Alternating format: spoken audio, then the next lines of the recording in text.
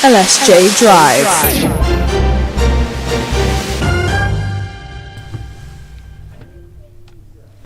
Hello and welcome to LSJ Drive, or as we've decided to call it today, the Cara, Ren and Basil Show.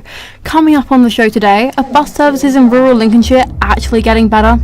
How are rising petrol prices affecting those in the country who drive for a living? And what impact will the AI revolution have on farming here in Lincoln? Plus, we'll be looking back on some of the stories we've had over the last year. And we've got a very special quiz honouring the birthday girl. That's all coming up on today's LSJ Drive. But first, let's get a rundown of the news with Cara Jobert. Voting opens today across the county for local elections. Here in Lincoln, 11 seats are up for grabs in the City Council, with one for each ward. 2 British people who were on a cruise ship hit with hantavirus are now self-isolating at home. 3 people have died following the outbreak and 3 others have been medically evacuated to the Netherlands. Improvements to links from Mablethorpe to Lincoln are expected this summer, making it possible to travel via bus directly without needing a changeover. This move will save commuters from having to pay for additional tickets. And your weather. There is a chance for a few light showers this afternoon and into the evening, but it should stay mild until it gets dark, with overnight lows of 8 degrees. Tomorrow may start with a few light showers, but it should brighten up in the afternoon, and it's going to be warmer than today with highs of 17 degrees. Now, buckle up for a local transport story. As you know, transport can be an issue for many rural areas in Lincolnshire. If you use PC coaches, you may have noticed an increase in travel costs as they have stopped working with Call Connect services. This means that for some rural areas, people have had to pay more for changeover buses. Here to tell me more about it is Cara Jobert. How have commuters responded to the change? Well, as you can understand, a lot of people are frustrated with these changes. Recently, the price has doubled for a return ticket from Mablethorpe to Lincoln. Now it costs £12 to make that journey. And the reason is that before, PC coaches used to work with Call Connect, so you could use the same ticket for both of those providers. And now that is no longer the case. However, for irregular bus users, they say that this isn't too bad. These commuters that I spoke to say that the price increase is still cheaper than fuel and parking. No, £3 is good. And I absolutely think £6 one way on a bus is ridiculous. I don't drive myself, but even if I did, I come in from Louth, I'd still take the bus. Just because of the parking situation, it sounds like it's absolute carnage. What has PC coaches said about this?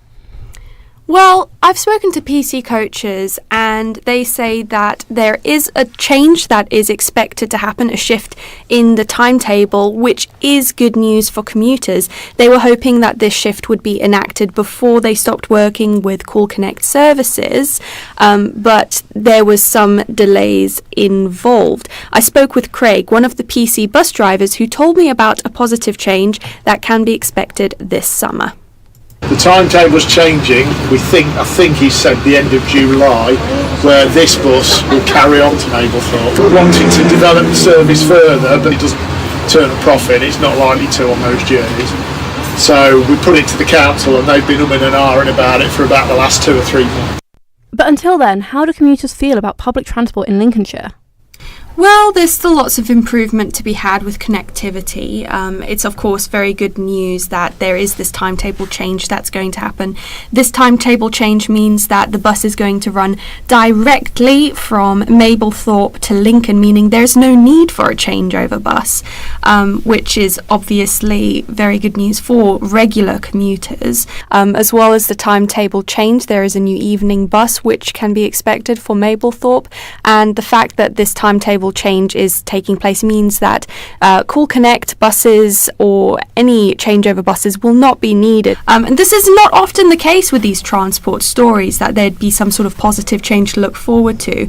But of course, there is still that £3 extra people are going to have to pay between now and summer. And until some people can afford a car, the fuel to run it, and the money for parking, this will have to do. Thank you, Cara. You can always rely on Lincolnshire public transport to give us something to talk about.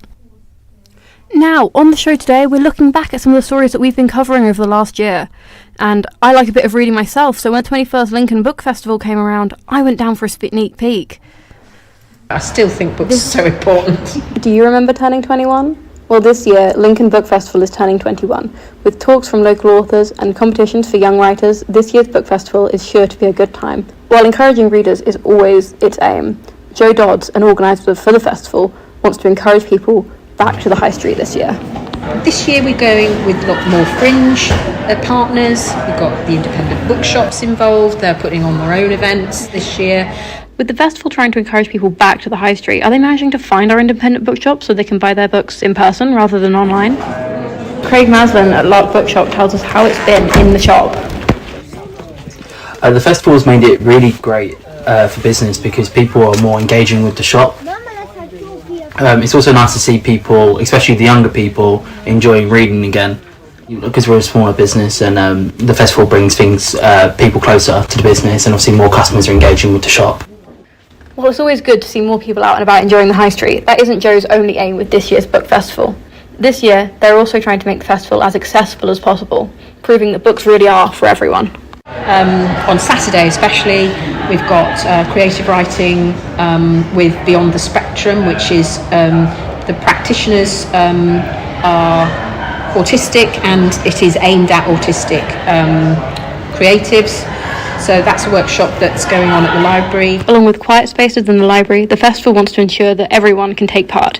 Be it in a talk or a workshop, books are for everyone. Then we've got an event with Karen Hardwick, who is the mother of a deaf child, and she does sign language. So yes, and we're having sign language interpretation for Lemsisse's event. So we have tried, we thought it through. We've got an access champion. It's not perfect, any festival, but we have definitely thought about it, and all of our venues are wheelchair accessible, that sort of thing. So yeah, we have really tried to work on that. Accessibility and waking up our high streets means that all the festival now needs is you. So make sure to check it out this weekend at Lincoln Arts Centre. And if you can't make it to the university, there's sure to be something happening in one of our many independent bookshops in town.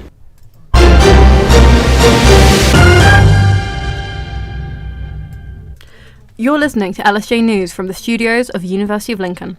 And it's quiz time! Joining me in the studio is our quizmaster, Ren White. What have you got in store for us today?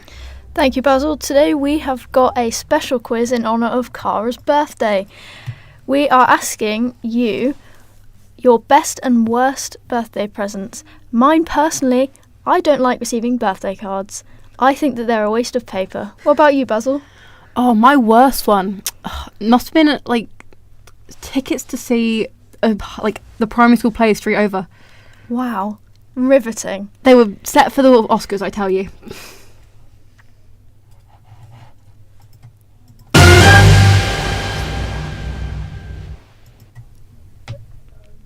Basil, let's talk about something that you've been researching.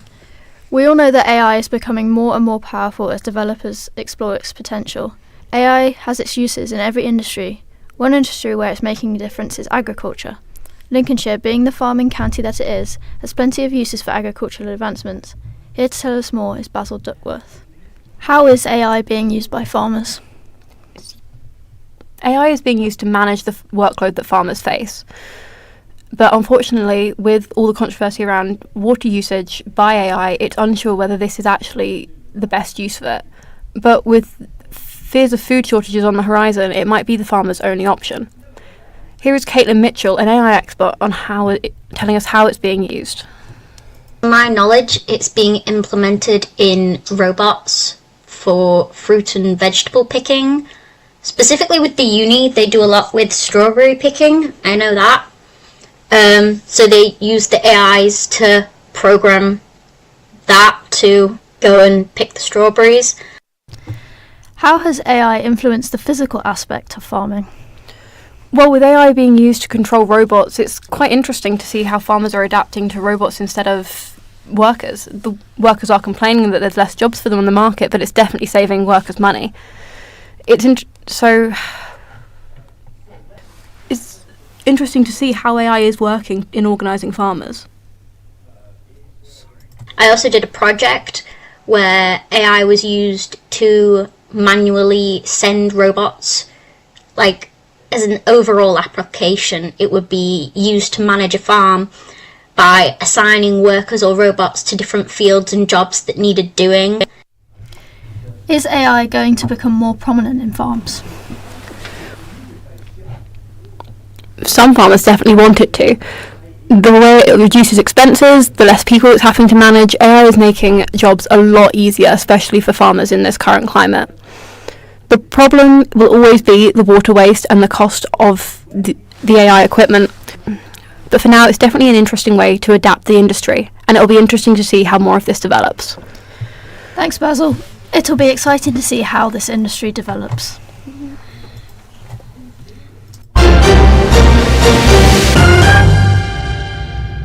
You're listening to LSJ Drive, and with the time coming up to 3:40, here's Cara with the headlines. Thank you, Basil. The 7th of May marks the day people can vote for who they want to represent them in the City of Lincoln Council. There are 60 candidates in total, with 11 seats up for grabs. 2 British people who were on a cruise ship hit with hantavirus are now self-isolating at home. 3 people have died, and now the vessel is making its way to Tenerife after it was banned from docking in Cape Verde. Driving instructors in Lincolnshire say their livelihoods are at risk. Oil prices have increased for many since the Iran war, forcing instructors to work extra hours to cover the costs. Before you go, our quiz is in honour of the fact it's your birthday today. So, what is the best or worst present you have ever received, Cara? Well, for my 21st, I wasn't in the country. I was studying abroad. I got to spend time, though, with family in Australia, which was lovely. But when I arrived, I had my second 21st birthday with my other family members, and they gifted me a vinyl record player, which I asked for when I was 16 but completely forgot about it. So it was a lovely surprise. Better late than never, I guess. Yes, I suppose so. And now I'm one of those nerds that goes around to collect vinyls. At least you're not train spotting. There's worse things to do with your time. Let's have a look at the birthday weather then, and it could be worse. There's a chance of a few light showers this afternoon and into the evening, but it should stay mild until it gets dark, with overnight lows of 8 degrees. Tomorrow it may start with a few light showers, but it should brighten up in the afternoon, and it's going to be warmer than today with highs of 17 degrees. So, how's it looking on the roads this afternoon? Here's Matt with your travel.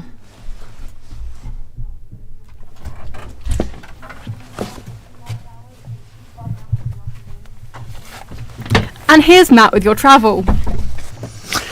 Yeah, as you'd expect, it's the usual set of circumstances in Lincoln this afternoon. Cartholme Road, as people try and escape the city for an early weekend, is starting to get really busy at the moment, and you can expect it to be busy getting on to the bypass from Cartholme Road. And if you go to the other end of the bypass near Rugby Road, it's much the same. Rugby Road's busy heading out of town, and so is the bypass when they're trying to get on to Rugby Road. If we go a little bit further out of town, down to the lower High Street towards Bracebridge, Cross of Cliff Hill is very busy at the moment, as is the lower High Street itself, so I would avoid that if at all possible. But then it's not that easy to avoid, because the bypass itself is starting to heat up, and as you know, there are always nice little queues around all the roundabouts on the bypass.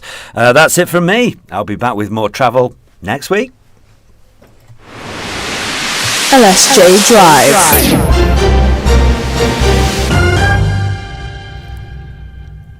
Now, as you know, we're looking back at some of the favourite stories we've done over the last year. Well, before Christmas, Cara went for a bracing day out in Mablethorpe, not long after a report had come out which said that this part of Lincolnshire coast was a deprived area that had a negative effect, not just when it came to money, but when it came to health too. What did people of Mablethorpe think? Sandy beaches, seagulls and ice cream shops are just a few of the things this place has to offer. If you walk far enough to the left, you'll reach the Humber River.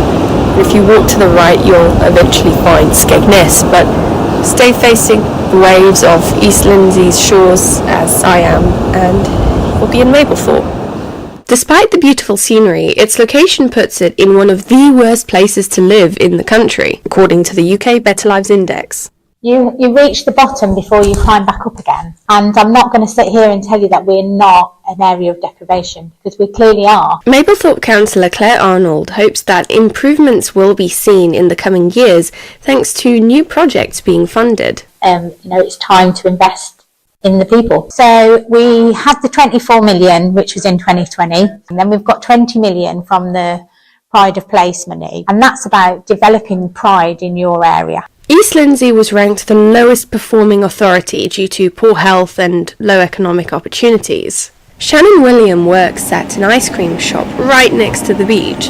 It's hoped this money would benefit businesses such as hers by bringing in more families to Mablethorpe.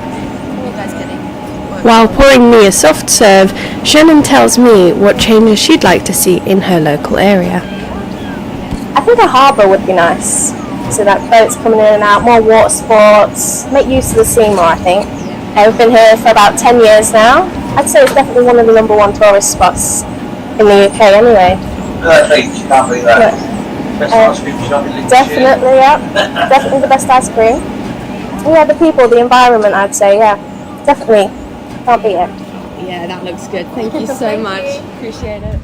As I left Mablethorpe, I bumped into a tourist on the beach who'd travelled all the way from Nottingham. I think of worst places.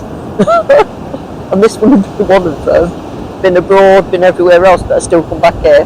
With over 45 million in investment, it's hoped that projects like a new bus station and informations hub will help improve the area. And there certainly is room for improvement. But the sentiment from the locals seems to be that Mablethorpe is home, and a good place to call home too. Cara's visit to the seaside there, asking whether Mablethorpe is unfairly getting a bad rap.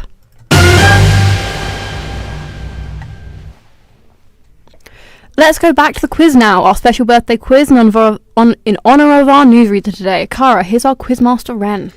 Well, we've had a few responses from our audience, so let's have a look at some of them. We've got a frying pan at 7 years old from Eppie in Oxford. We've had a special one from my own father, who claims that I gave him the same birthday present 3 years in a row. And we've had how to drive books.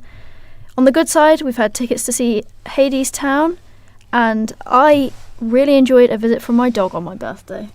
Dogs are special. The fuel prices due to the Iran conflict have been a hot topic of discussion recently, as drivers across the country complain about the cost of a full tank of petrol. But spare a thought for those who spend all day in their cars, using it as their job as a driving instructor. Here to discuss is Ren White.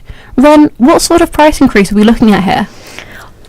Oil prices before the Iran conflict sat at around $73 a barrel and have since seen a peak of above $120.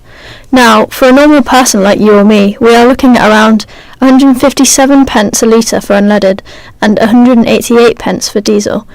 This may not seem like a lot in the grand scheme of things, but for private driving instructors and other members of the workforce that rely on usage of their vehicles for their jobs, this price can be a heavy weight on their income. Here to tell us more is the owner of DKP Driving School, Dharmesh. It has affected the income. Each full tank I do costs around £8 to £10 extra, roughly 3 times a week, so around £30 extra plus costs of other things, which makes it a bit difficult. I increased the lesson prices at the beginning of the year, so it's a bit unfair to do it again so soon. If it does keep increasing, then it's something I'll have to think about. So, it is affecting instructors' incomes and learner drivers? Wow, so will this mean an increase in prices? Well, the short of it is yes. Prices are increasing for everything, and driving lessons are not exempt. I mean, when I took my test, I was paying around £30 per lesson, which I'm sure will make some of you go, how much? With the price increases, you're looking at closer to £40 and above. Now, for a student or a young person taking a test, this is almost unaffordable. On a person who is taking their test at 17's minimum wage of £8, you're looking at least 4 hours of work per lesson. Aside from looking at increasing their prices, they are taking on more students, working longer hours and attempting to find more cost-efficient ways to fill up a tank with petrol. Here's Dharmesh again to tell us how he is personally changing the way he works. I need to try and do extra hours to cover the costs, but it's not always possible with other commitments. Yeah, I mean, like everyone, I do hope the fuel prices go down, but other costs will remain high, so some of it I'm just going to have to live with. So looking forward, what can we expect from these changes? Well, if prices rise again, we can expect a further increase in lesson prices. If learners aren't able to pay these prices, then private driving instructors could be put out of business. Of course, this is just a hypothetical, and we are seeing a slight but slow decrease in oil prices, which is positive, so it is unlikely it will come to that. These problems should end with the resolution of the conflict in Iran, which will hopefully be sooner rather than later. So, oil prices are starting to affect people's livelihoods, not just gain huge profits. For big corporations. Thank you, Ran. Now, with the time coming up to 10 to 4, here's Cara with the headlines. Voting today opens across the country for the local elections. 11 seats are up for grabs in the Lincoln City Council, with one for each ward. 2 British people who are on a cruise ship hit with hantavirus are now self-isolating at home. 3 people have died following the outbreak, and 3 others have been medically evacuated to the Netherlands. A new species of wasp has been named in honour of Sir David Attenborough ahead of his 100th birthday tomorrow. The Chilean insect was discovered from a specimen at the Natural History Museum. Well, that's nearly it for LSJ Drive this afternoon. Just time for one more thing. In honour of your birthday, Cara, we've brought a cake and some candles. You know what you have to do. Make a wish. Happy birthday to you. Happy birthday to you. Happy birthday to Cara.